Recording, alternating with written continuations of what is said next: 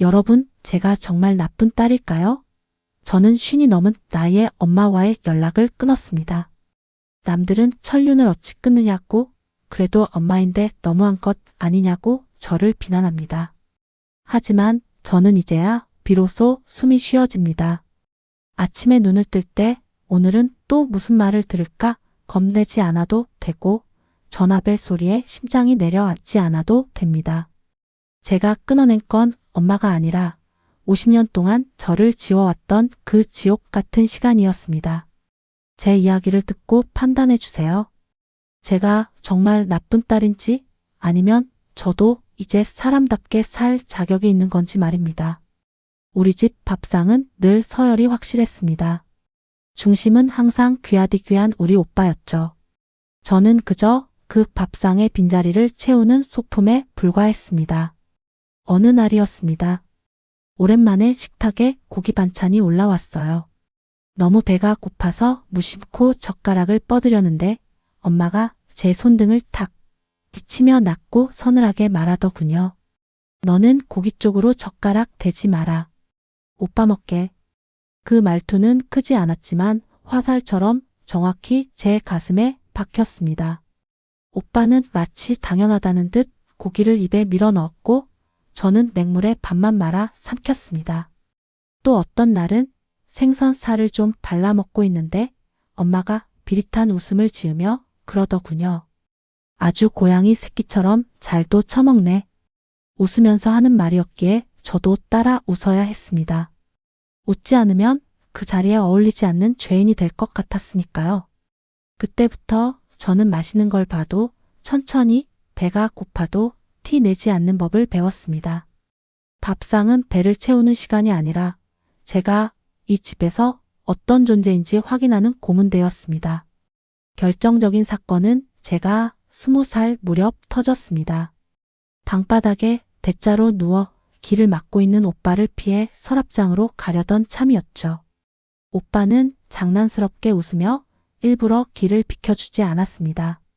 좁은 방에서 오빠 다리 위를 살짝 넘어가려는 순간 철썩 하는 날카로운 소리와 함께 눈앞이 번쩍했습니다.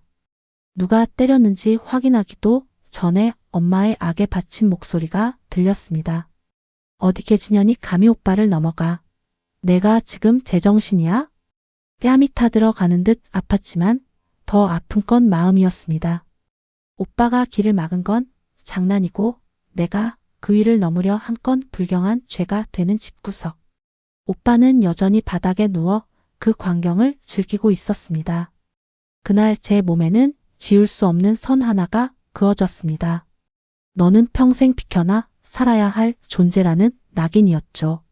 사회생활을 시작하면 자유로워질 줄 알았습니다. 첫 월급을 타서 1원 한 장 빼지 않고 엄마에게 다 갖다 바쳤죠. 딸의 고생보다 돈 봉투의 두께를 먼저 확인하던 엄마의 눈빛을 지금도 잊지 못합니다. 그러다 딱 한 번 저도 남들처럼 예쁜 옷 한 벌 사고 싶어 카드값 20만 원을 빼고 월급을 드렸습니다. 봉투를 확인한 엄마의 표정은 순식간에 독사처럼 변했습니다. 야, 이게 뭐야? 너 지금 나랑 장난하니? 내가 거지야? 말이 끝나기 무섭게 두툼한 돈 봉투가 제 얼굴로 날아왔습니다. 사방으로 흩어지는 지폐들을 보며 저는 바닥을 기어 돈을 주었습니다. 울면서 다시 내밀었습니다. 죄송하다고 다시는 안 그러겠다고 빌었습니다. 제 돈은 가족의 돈이었고 오빠의 돈은 오직 오빠만의 돈이었습니다. 저는 버는 사람이었지만 여전히 채워 넣어야 하는 노예였습니다. 결혼 후에도 굴레는 계속됐습니다. 엄마는 아플 때마다 저만 찾았습니다. 집에 있는 오빠에게는 걱정시킨다며 입을 꾹 다물면서 저에게는 온갖 아픈 소리를 다 쏟아냈습니다. 병원비며 약값이며 돌봄은 당연히 제 몫이었죠. 그러던 어느 날 엄마가 아주 차분하고 비즈니스적인 목소리로 전화를 걸어왔습니다. 애야, 오빠가 자취를 해야겠는데 보증금이 모자란다. 내 이름으로 대출 좀 받아줄 수 있겠니? 제가 잠시 말을 잇지 못하자 엄마는 쐐기를 박더군요. 오빠는 지금 신용이 안 좋잖니? 너 아니면 누가 하겠어? 너까지 그러면 오빠는 길바닥에 나앉히라는 거야?